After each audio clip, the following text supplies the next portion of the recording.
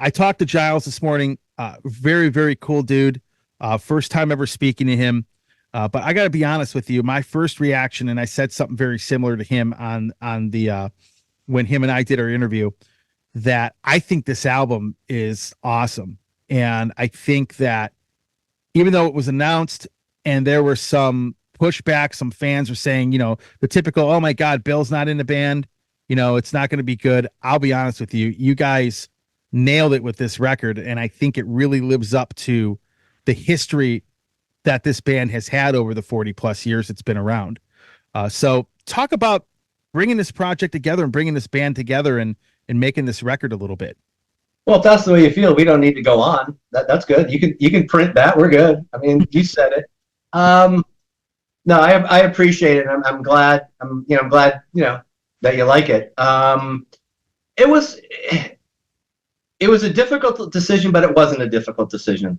And people ask me all the time, "Well, Mark, when Bill first passed away, he said, 'Oh, there's not going to be any more Warlord,' and blah blah blah." Well, of course, a guy passes away. What am I going to do? Hey, 2 weeks from now, Warlord's going on a tour, and hey, I had this record I kept to myself, and we're going to put it out. I just needed some time.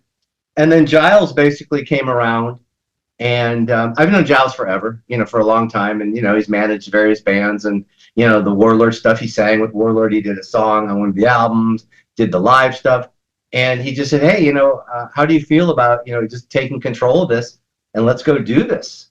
And I always thought that. And Bill had told me flat out. He told me flat out, "Hey, because he was people don't know, he was very ill.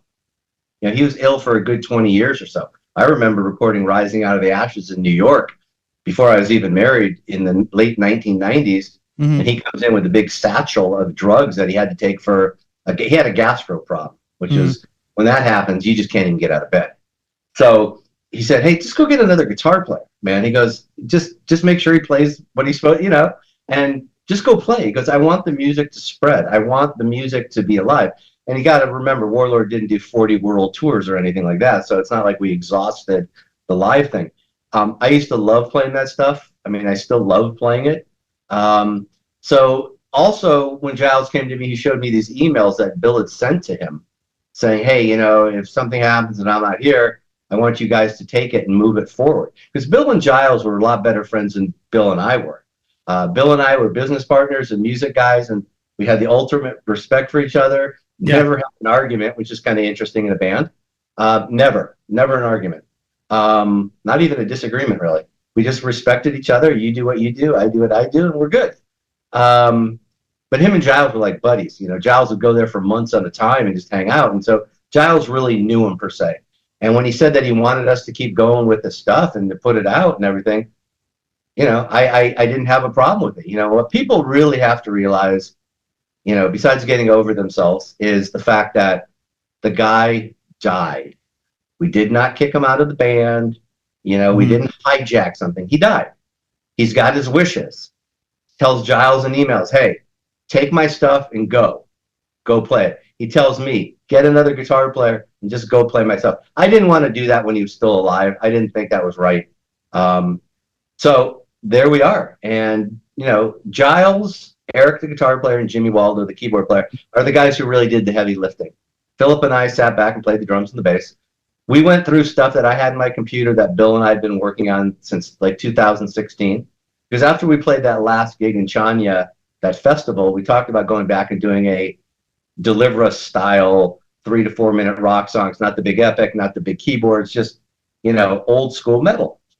And so we started putting stuff together, and he was just so sick he couldn't get it to the album state. So I had a bunch of stuff in my computer, his actual guitar tracks, there was other stuff on tapes and stuff that we pulled that Giles had, that Bill had given Giles, and they basically put it together.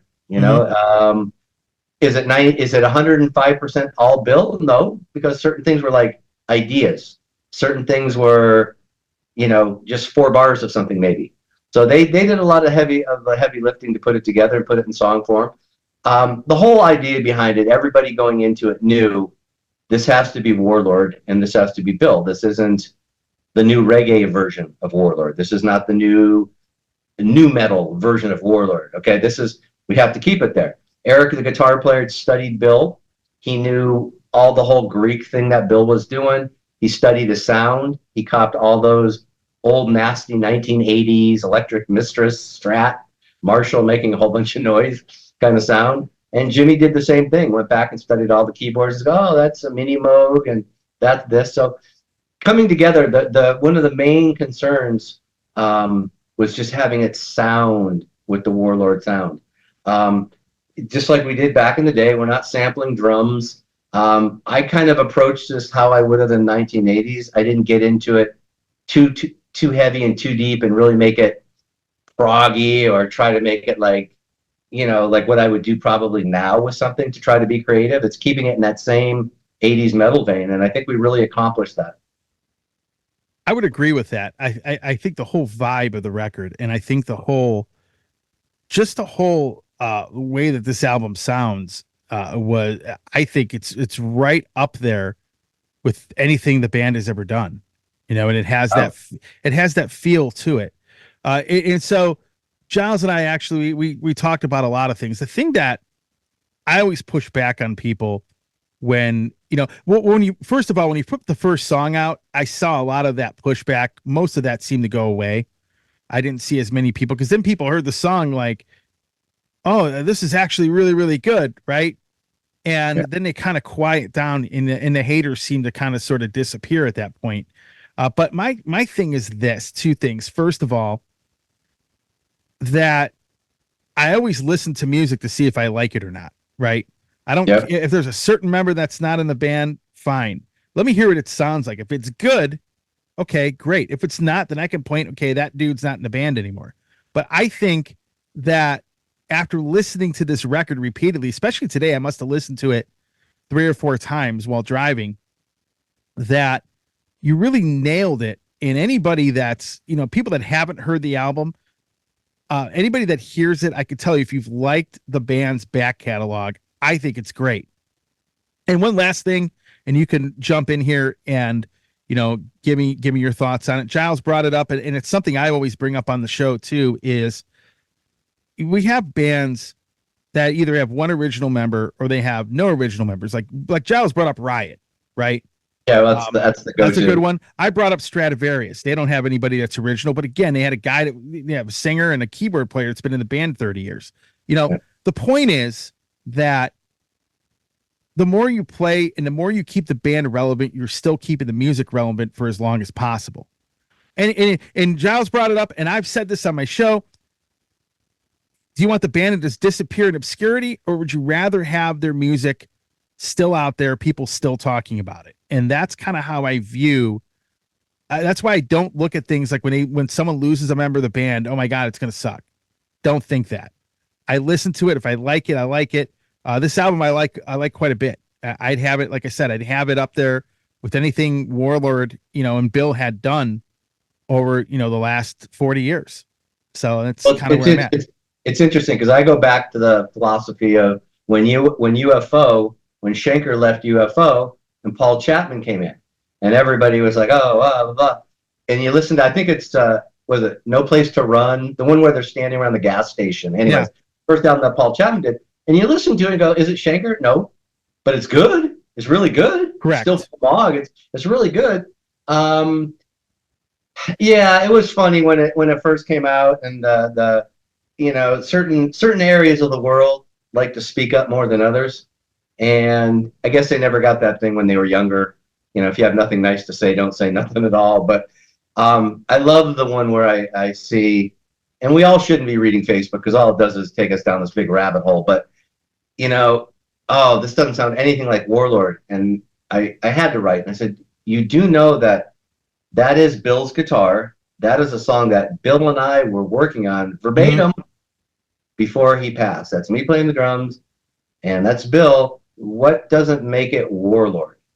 And it's just kind of like that instant hater kind of thing. Well, Bill's not there, so this isn't Warlord. And the funny part, and this came up, and it never crossed my mind to change the name of the band. What would that do? Would that make it sound better? Mm-hmm. What? And what people need to really get over, again, and they don't understand, and I'm going to kind of put it in biblical terms, but I went to the mountaintop with Bill. Nobody else did. Okay. So you can sit in your house and whatever and think you're some warlord aficionado or whatever. But I was there from the very, very beginning because there really was. Bill had Warlord in his head, but Yep. until him and I got together, there was no Warlord. There was no previous form of Warlord before it was Bill and I. So when people say, oh, you shouldn't do this, it's like, why not? If anybody's entitled, I am, you know? So once we got over that hurdle, it'll be fine. I think the real kicker is going to be when we go out and play live. It's going to Hmm. be it's going to be tremendous. It'll be note for note. There's no jamming going on. There's no, blues solo so Eric can show what he does. It's just note for note. We're playing 17 songs note for note, and it's going to be ridiculously tight. And I want people to just close their eyes and enjoy the music because that's the thing. Bill was always about the sound and the band. He wasn't about him being a guitar god, or anything like that. And God knows he could have been if he wanted to promote himself that way. But it was about the band. It was about Warlord and each individual guys he valued just as much as any other piece of it. So we're just going out to play the music. That's what it's all about. And I think that'll be a big turner as well. That'll turn a lot of heads, I think.